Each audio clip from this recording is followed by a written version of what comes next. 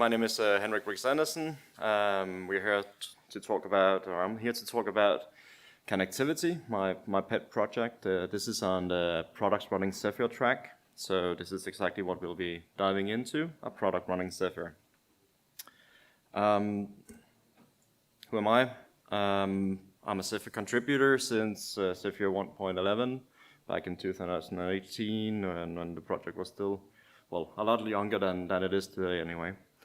I currently maintain the CAN subsystem in Zephyr, the EEPROM system, and probably something else. I serve as an elected community member of the TSC, the Technical Steering Committee for the Zephyr project, and I co-chair the architecture working group. So professionally, this is what I do.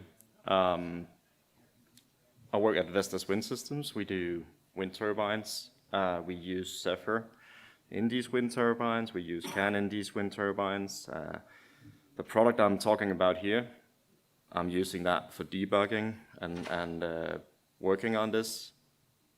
But Zephyr, CANnectivity is not sponsored in any way by my employer. This is a spare time project, just to get that straight. If you do want to hear more of what Vestas is doing with Zephyr, look me up at the booth later on today. So the project motivation. So what are we talking about here?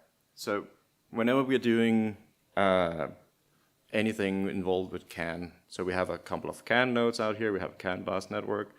How many here are familiar with CAN bus? Great. So whenever we have a system like this, we at some point we have the need for either CAN networking, where we have a host PC participating in this network, or we want to do some monitoring to see what's going on in the network, or debugging. This could be implementing a new product running CAN. So we need something to bridge the two here, and a typical host PC does not come, unfortunately, with a CAN interface. That would be bulky and probably unused by most people. So we need something to kind of bridge the gap here, represented by the question mark here. Of course, since this is a pretty generic problem, there are existing solutions out there. There are proprietary solutions. They are often, if not always, overly expensive.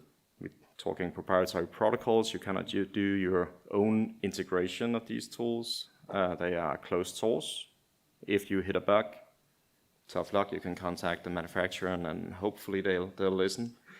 And well, truth be told, we often hit bugs in these commercial USB to CAN adapters. I'm saying USB because USB is the de facto standard for connecting any kind of peripheral to a modern PC. So one of the issues we found with multiple of these vendor-provided boards or CAN adapters is that they run fine for a day at the office. But if we install them, say for instance, in a wind turbine for prolonged debugging, at some point they stop responding. So it's not even that they fall off the USB bus or something like that. There's no watchdog to catch this. They just simply stop recording whatever they see on the bus. Not really that useful. You don't know where the problem lies then. Luckily, and of course, there are also open source solutions already on the market. These have their own limitations. So typically they're limited to either one board. People have, or somebody had to scratch an itch, so they took a board and implement something that fit their needs. Other implementations are limited to one type of CPU or one family of MCUs. So not really that useful unless you meet those specific requirements on your hardware. Another thing that I've noticed, slow to no adoption of new features. So for instance, CANFD, flexible data rate, where you can boost the data phase rate up to 8 megabit per second. That's not really well supported in the open source firmwares or the open source products for for USB to CAN adapters currently on the market. And, well, to get back to the buggy part, we really want to be able to test these and test their implementations before deploying them for long-term testing anywhere in critical infrastructure. And for that, we would like to have hardware-in-the-loop test suites. They don't come with that. So somebody wrote a piece of firmware, it's bare metal, and you don't really have any evidence on how it was tested. So to try to remedy it, I set some project goals. If I were to do this, I wanted to use USB as a CAN adapter for connecting the CAN adapter to the host PC. It should be cheap. It shouldn't be anywhere near the prices of the commercial products we already use. It should be open source so that anybody can go in and debug whatever issues they come up with. It should use an open protocol, and it should be supported across multiple platforms. And this goes actually two ways, because it should be supported on multiple hardware platforms so that whatever hardware MCU you decide to run this on, it should be supported. But also it should be supported on multiple host PC platforms. So we can't just rely on being supported on Linux, because some situations require people using that other operating system to interact with these kind of buses as well. It should be full-featured, and it should be well-tested. Goes without saying. So I may be a bit biased here because, well, been working with Zephyr since 2018, and this is a project that came along much later. But Zephyr is the perfect match for these kind of small gadgets that you want to connect to something and do something with the data and then connect that to something else. So these kind of debug adapters that I tend to call them, Zephyr is a good match because you have the platform support, so you have support for a wide variety of hardware already. You get the kernel scheduler, the services provided by the kernel. You get that all for free. Peripheral drivers, well, we have peripheral drivers, but we also have a common API on top of it. So if you do switch between platforms, you can still keep the upper layers. So the top layer here, the application, the custom drivers and custom protocol support, that's all independent from what you do underneath. So no matter what you're running on, this should fit the need. So there was a few stepping stones to get this project underway. So back in, I think it was October 2022, that's what my Git history tells me anyway, I started using the CAN protocol. That's a protocol, an open protocol supported by the Linux kernel, a CAN driver subsystem.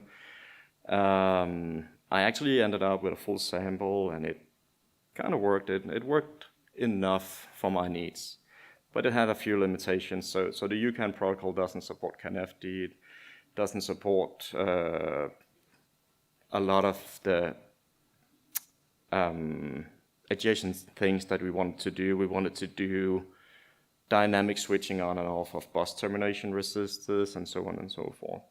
So really, if we go back to the project goals, the full featured, well, I kind of had to abandon that project based on that requirement, or that goal at least. So Martin, I don't know if Martin's here. Yeah, so Martin picked up the glove here in October 23, so a year later, and did, addressing you, Martin. So Martin, co-maintainer of the CAN subsystem in Zephyr, came up with the idea of doing an SLCAN implementation as a sample, and about a year later than I began my UCAN work. The SLCAN protocol, for those not familiar with it, is a serial line discipline CAN implementation. So it's basically an ASCII protocol over a serial line, so like a UART, and you can relay your CAN frames and CAN control, like setting the bit rate and so on and so forth, via this. This was never merged, unfortunately. But funny story, last few days, there's actually been some activity again, so we might end up seeing this in the tree. That too, SLCAN has some limitations when it comes to CANnectivity, and it only supports a number of fixed bit rates and so on and so forth. So it didn't really meet my needs either. Then in February 24, Mark Kleinebutte, one of the CAN maintainers in the Linux kernel, was kind enough to document a protocol called the Geschwister-Schneider USB to CAN device protocol, also shortened to GSUSB. And he documented this outside of the kernel sources, so it's no longer now under the GPL. So that's great. And that actually looked pretty interesting. It has a number of features that are not present in any other USB to CAN protocol. So I picked up my work from 22, scrapped anything that was named UCAN and specific to the UCAN protocol, and started implementing what became CANnectivity. So that's 1.5 years ago, something like that. And now I can't change. Great. Okay, so the CANnectivity firmware was starting to emerge, and the feature set of the CANnectivity firmware, which allows us to bridge the host PC towards the CAN network. Many of those were dictated, or at least provided as ideas from the capabilities of the GSUSB protocol. So if we already decided to use that protocol, well, we get CAN support, we get CANFT support, fast speed and high speed USB, both firmware dependent and hardware dependent, not related to the protocol itself. Then the protocol allowed some way of, like, when you have a network card in your PC or in your server rack, you can actually ask it to be identified and it will blink an LED. That's also something supported by the protocol. And of course, for debugging purposes, and since this is a debug adapter of some sort, we want lots of LED support. One of the features I really needed for these installations that were unsupervised was remote control bus termination resistors. So it's when you have a CAN bus at both ends, you need to be able to terminate it with 120 ohm. That's to avoid reflections on the bus itself.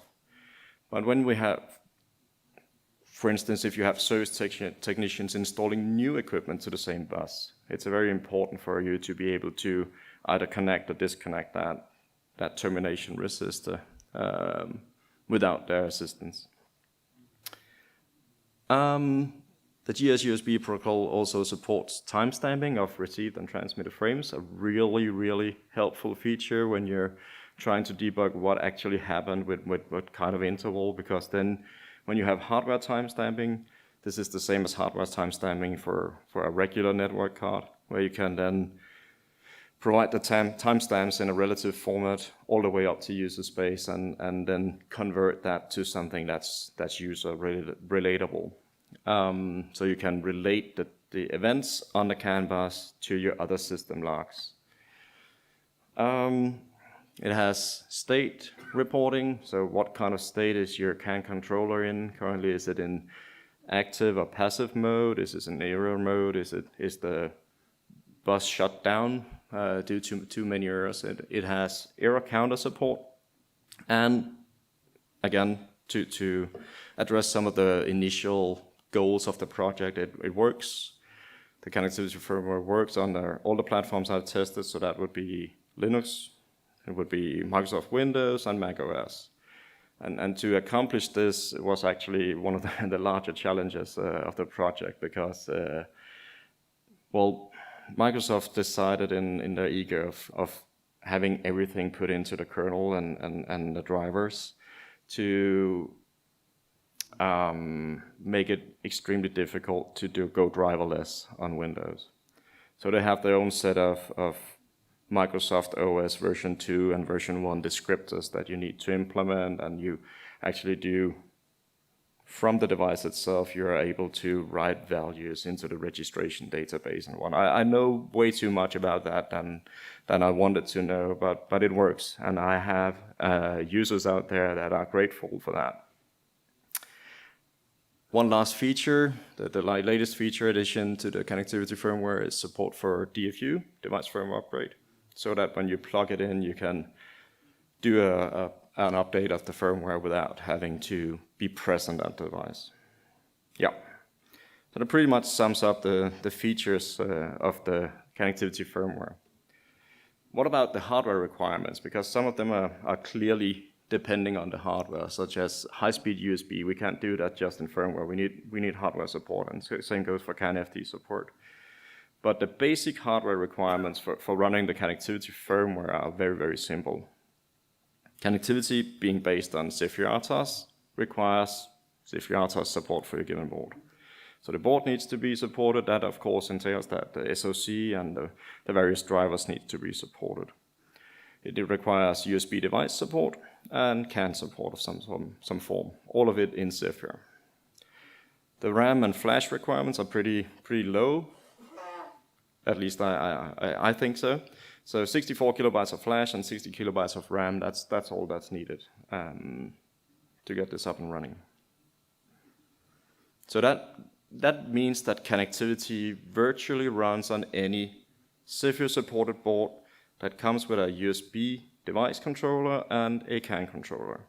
So you can actually use it you can pick up your favorite development board from your drawer, and if it has those two connectors, you can start using it as a USB to CAN adapter.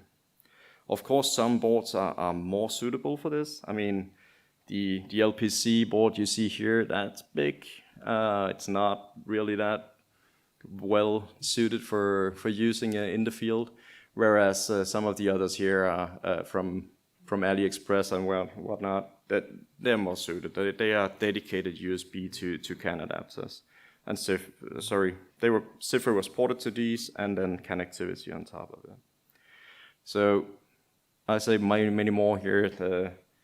A simple grep through the Zephyr sources shows that if we're looking for boards that both support USB device and CAN at the same time, we currently have 75 boards in tree that supports this. So it's likely you have something that connectivity supports already. Board configuration. How do we get connectivity to actually use the hardware present on the board? Well, it's simple. No configuration is needed.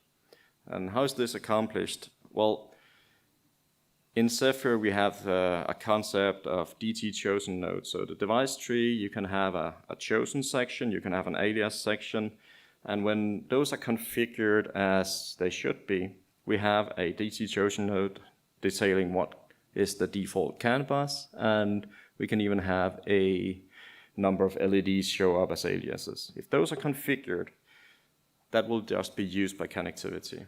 So if you compile without if you build for a given board and it has a CAN bus defined as a chosen node and an optional LED, you'll get it up and running. You'll get when you plug in the USB connector, it will just pop up as a connectivity USB to CAN adapter. No configuration needed. Some boards, though, have more than that. So some come with multiple CAN channels, some come with a hardware timestamp counter, and some come with a number of LEDs that you would like to pair with the bus. So we have an advanced board configuration, also done in device tree. So if you look at the first line 0 up there, any board configuration in an overlay can specify a connectivity node that has the compatible connectivity, and this is using a custom device tree binding present within the connectivity firmware repository. So you can tie an optional counter instance. This needs to be a counter running at 1 megahertz. That's one of the limitations. So you need the board configuration to also set up any pre-scalers and whatnot to make that counter instance run at 1 megahertz. You can configure a timestamp counter, and that will automatically be picked up by connectivity, by the build system, and it will be used as the timestamp counter. Then you can specify a number of channels. This one only has one channel, since that's what fits on, on one slide. So the compatible, again, CANnectivity channel, we can tie in a CAN controller. That really helps if you have multiple CAN controllers on a board. You can specify the GPIO used for terminating, turning on and off that 120 ohm termination resistor, and you can have a bunch of LEDs defined that will then automatically be used for the given purpose. So that's the hardware configuration. The firmware itself can also be configured, and per the typical configuration in Zephyr, you have the hardware configuration and the different grouping of hardware within the device tree, and then you have CANnconfig for setting the firmware configuration. As you can see here, this is just a snapshot of the most recent build running menu config on that. So there's a number of configurable CANnconfig options. Typically, you don't need to touch these. It comes with device manufacturer string and product string and whatnot. Those are preset. If you can live with it saying it's CANnectivity, even though it's whatever board XYZ that you bought off the internet, you can just roll with this. PID.codes, it's highly recommended if you're doing open source and open hardware USB stuff.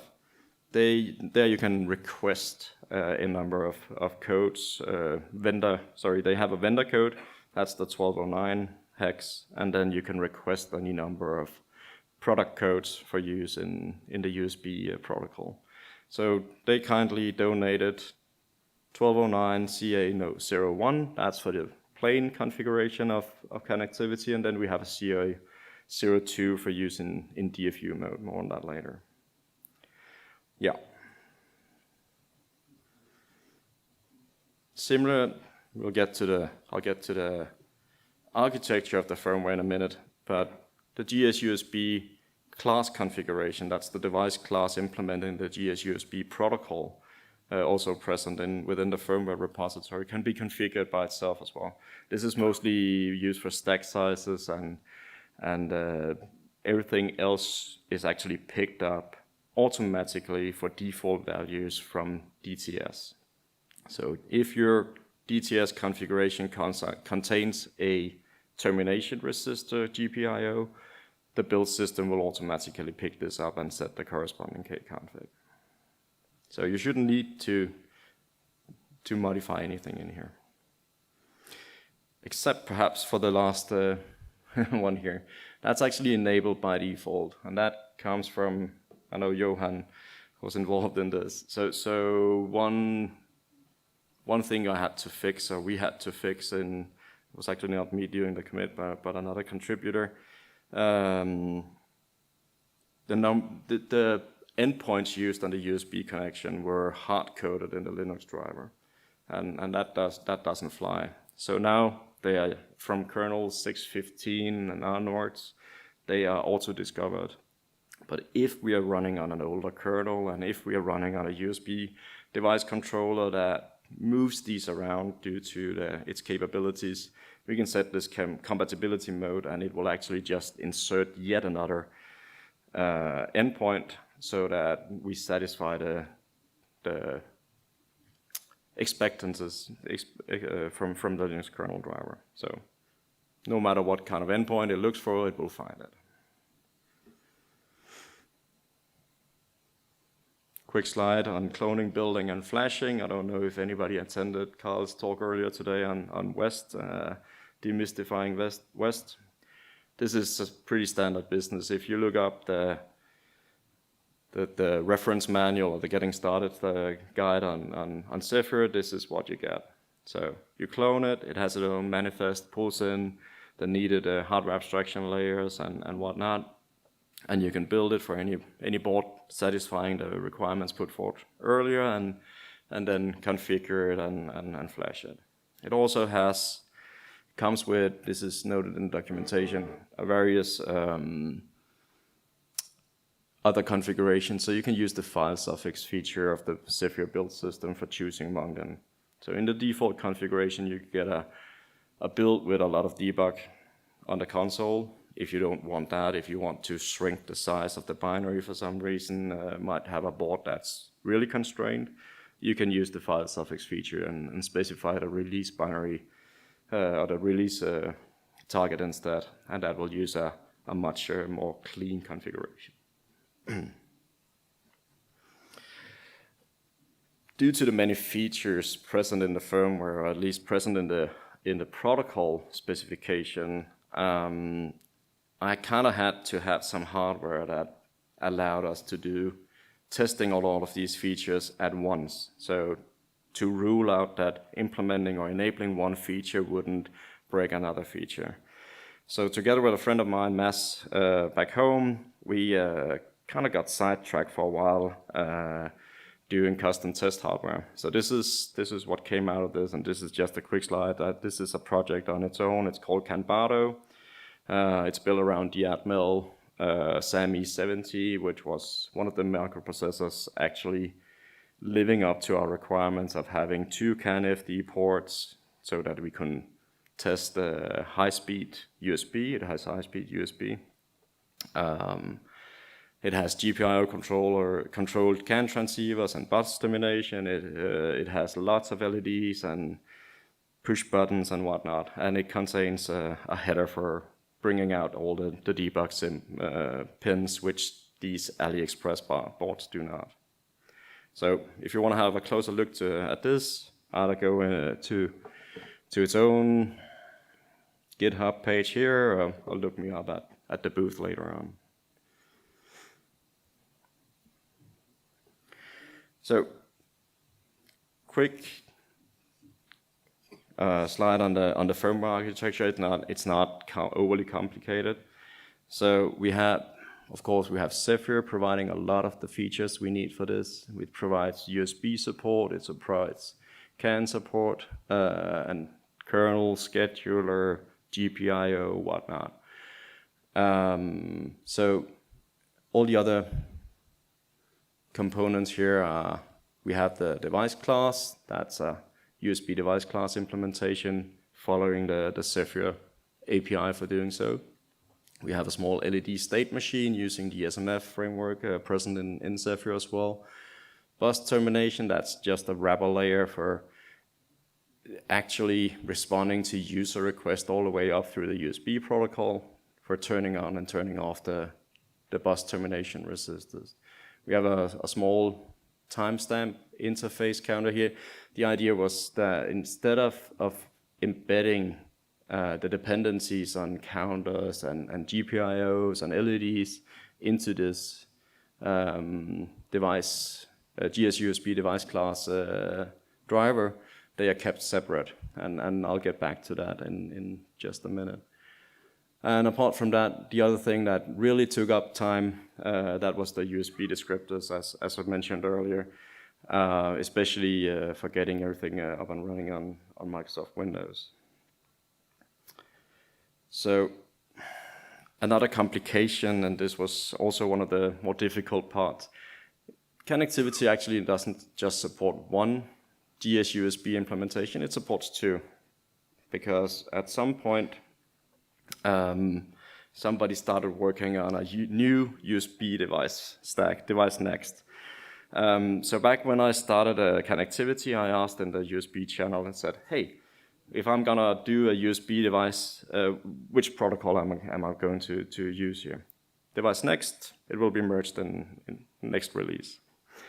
So I started out with this, and it turned out USB next, unfortunately, wasn't merged at the next release point.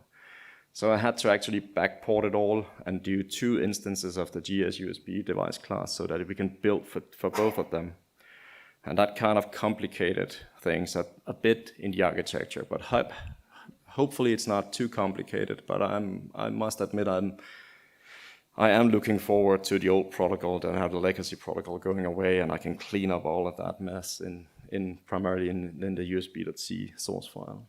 It also requires a new way of handling the USB descriptors, since the new stack, much better. It's more code-driven, whereas the old stack is CANnconfig-driven when it comes to the descriptors. So a lot of if-defery in the USB descriptor setup, and some if-defery in determining which device stack we're running on. Building for device next, again, it's just a matter of changing the file suffix. We can use a USBD_next that will build for the next generation device stack, which is now in Zephyr main as the default stack, and the old one is called legacy. So the next release of CANnectivity will also follow suit and make this the default. Similar, there's a release configuration as well. So one of the things I wanted to do as well, this may not be the last project based on GS-USB, and somebody might be eager to reuse that GS-USB device class implementation. So you can actually do that. So the CANnectivity is a Zephyr module in itself. So it has the Zephyr/module.yaml file that allows you to pull it in via a Vest manifest. So you can do that. You can either use a sub manifest, that's what I do, or you can pull it into your own project and reuse the USB implementation and skip all of the firmware parts if you're not interested in that. There's also upstream instructions in the Zephyr docs on how to do this. One of the latest features that was added, that's the device firmware upgrade. It was actually added mostly due to this board. But the old way of entering the DFU bootloader requires physical access, since it's relying on MCU boot to actually have a pin or a button pressed during boot, and that will trigger the entry to DFU mode in MCU boot. So the application, the CANnectivity application, never knows about this. Using USB device next allowed activating this using USB device at runtime. So that's gonna be the future of this.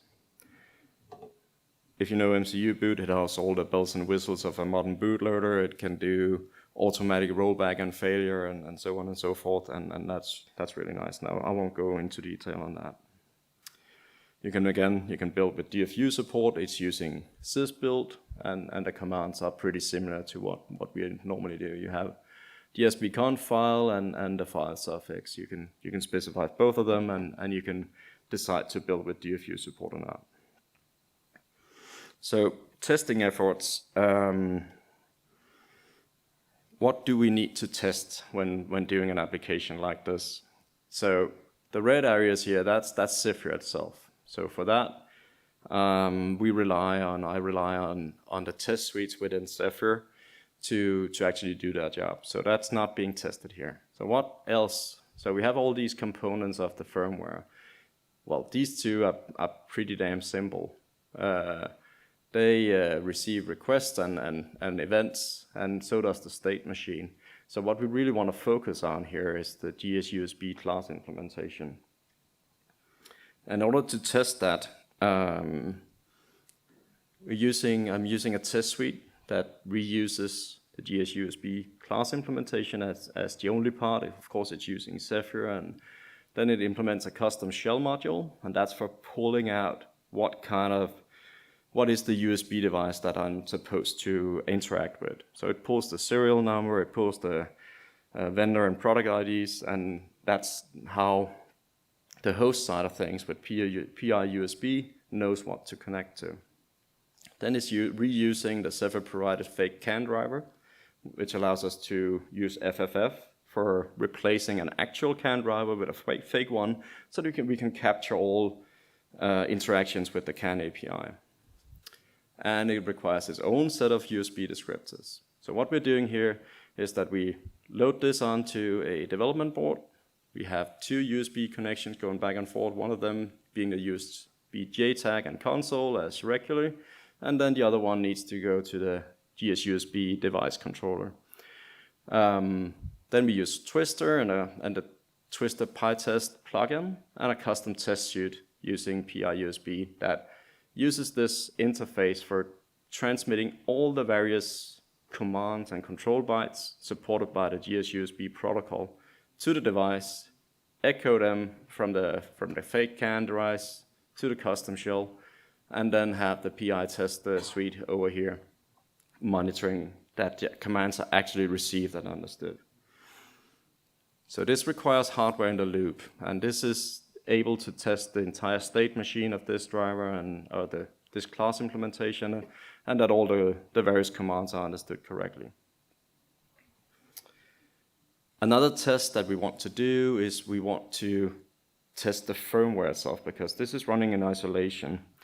So stepping back just a little, a couple of years ago, I was approached by a semiconductor vendor also contributing heavily to Zephyr, asking, hey, when we have this new development board, how can we verify that the CAN part actually works? Because most of the CAN tests in upstream Zephyr are running in loopback mode, so that the frames are never leaving the board.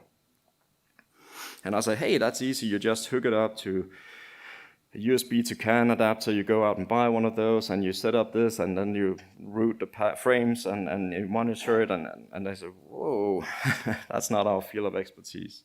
So I did this test drivers CAN host suite. It's also using the Twister and the Twister PyTest plugin. It expects you to already have a USB to CAN adapter. So you use that existing USB to CAN adapter, you connect it to the CAN network, you connect your development board, also running, or that's automatically flashed with the test suite. And the test suite exercises the CAN traffic between these two and monitors it from the test suite itself. So that allows you to see that CAN is actually working on the board and the pin control is set up correctly and so on and so forth. Hey, that's very similar to what we want to do here. So instead of buying some commercial CAN adapter, we just replace that. In this situation, the original situation, the development board is the device under test. But when we move to this, hey, that DUT moves up here. So CANnectivity, we load the CANnectivity firmware onto the development board here, and then we reuse that test suite running here. And that will implicitly verify that the CANnectivity firmware running on this board actually does what it should. So of course you need to have a known good implementation on a board down here in order to isolate the errors found, but that's okay. This became pretty tedious after a while, because you need to establish two different USB connections, and you need to establish a CAN bus, and you need to load firmware first, and then you can run the test. So we must be able to do this smarter using some of the features present in upstream Zephyr. Hey, we are. So this is very similar to this, except everything is now running hosts only. So this is utilizing the native simulator running under Linux. So we built CANnectivity firmware for native sim. It's still the device under test. We use a snippet for bolting on USB IP support. That's to avoid having a physical USB bus. Then we bolt on, that will automatically bolt on network support, so we can speak to the board, or not the board anymore, but the binary running native sim using TCP. Then we, just for the heck of it, we equip this board with 3 different CAN channels. So we have 3 CANFD channels to test the isolation between these in the firmware. And then we use the exact same test suite before, but also running on native sim. 3 instances of that, firing that up, testing communication back and forth. And we're using the Linux USB client for actually enumerating the native sim instance of CANnectivity so that it attaches to the GSUSB Linux kernel driver. And I'm going to do a live demo of that.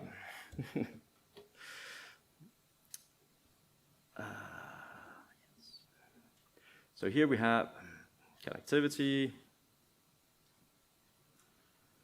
Right. So we can see I just cleared the G-message output here. So that's empty. Can you read the screen? Yeah, good. So we start here with a CAN dump. That's from CANutils on Linux. We start dumping all CAN frames and equip the ones that have it with a hardware timestamp. And then in this console, we can run the host scripts. I don't have time to go through the script, but trust me on this. So what it does is it compiles and builds the CANnectivity firmware for native sim. That's what's going on now. Once that's done, it starts up the native sim binary in the background, allows it to start.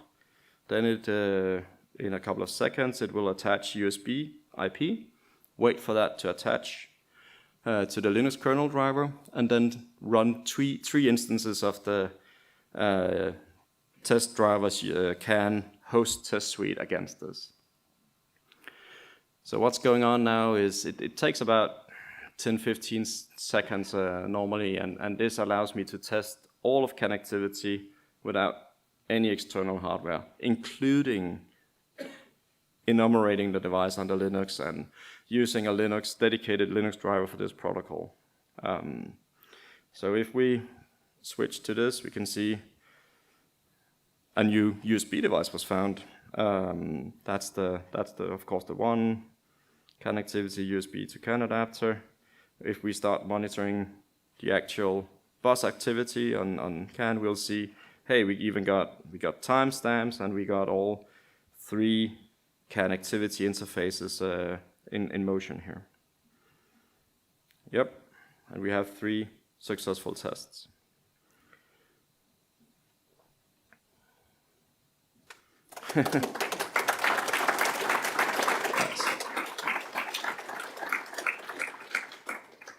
Quick word on the cadence, release cadence of the project. It's closely tied to the Zephyr release schedule, since it's, at least up until now, it's been depending on new features being introduced in the development version of Zephyr.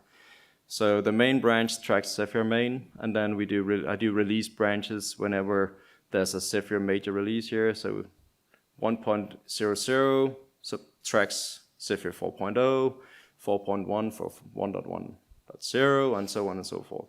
And if needed, bug fix releases are done on the release branches. The roadmap, well, for the next release, I need to catch up to Zephyr main and make USB device next the default implementation here. That requires a bit of stabilization on the connectivity side, perhaps also an upstream side, and at least some footprint optimization to not run out of flash and especially RAM on some of the smaller boards. I'd like to add support for, that's one of the feature requests coming in, for entering ROM bootloaders, such as the ones on the STM32 that already supports USB DFU, so it would be silly to take up flash space in order to implement the exact same functionality.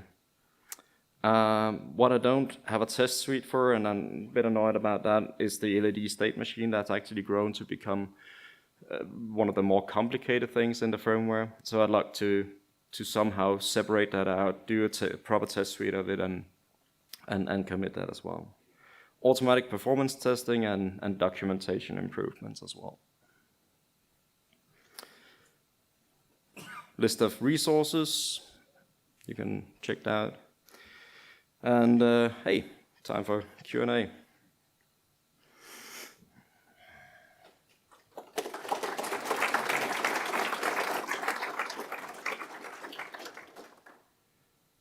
Alice.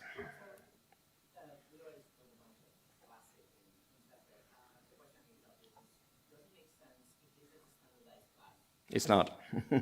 Yeah, to answer your question early on, no. The question is, would it make sense to have this upstream? And the GSUSB, while being a de facto class for USB to CAN adapters, it's not a standard anywhere. It's an old protocol introduced by Geschwister Schneider back in the days, and they abandoned it, and somebody picked it up, and now it has a life on its own. Yeah. Well, it doesn't have to be part of I know. Yeah. But the USB maintainer is kind of critic, so I don't know what I'm. I don't know what that is. But the thing is like Bluetooth Right. host control interface. Yeah. Transport layer via host control interface. It's not a USB standard. That is standard from Bluetooth 6, but it's as a part of Zephyr. Yeah. Or something just like so it shouldn't be a problem. Okay. If you get some troubles, just ping the USB. I will ping the USB maintainer and have a chat about that. Any you in the bag?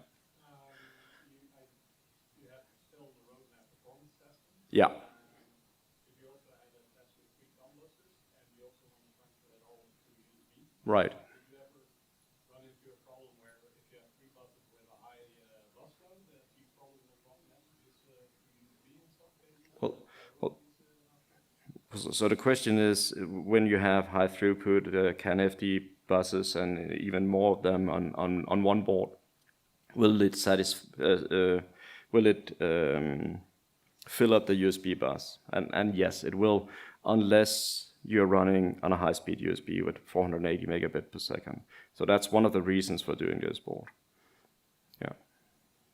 But the performance test I meant listed was more, can we actually keep up with bus rates, and do we drop messages or frames as you asked there? Yeah, I'm pretty sure we don't, because there's a test suite on Linux that allows you to test a CAN adapter, and it passes that one. But if you start ignoring frames not being sent, then we have something that I need to investigate. But you shouldn't. You really shouldn't. Yeah. So all the features that's dependent on connectivity, Yeah. like the light control, the GPU control resistor, all that stuff, all of that is part of the GS-USB control? No. So some of them, the stuff going over the protocol is, of course, but so the GPI controlled termination resistors, that's part of the protocol. All the LEDs, no, that's not controlled from the protocol.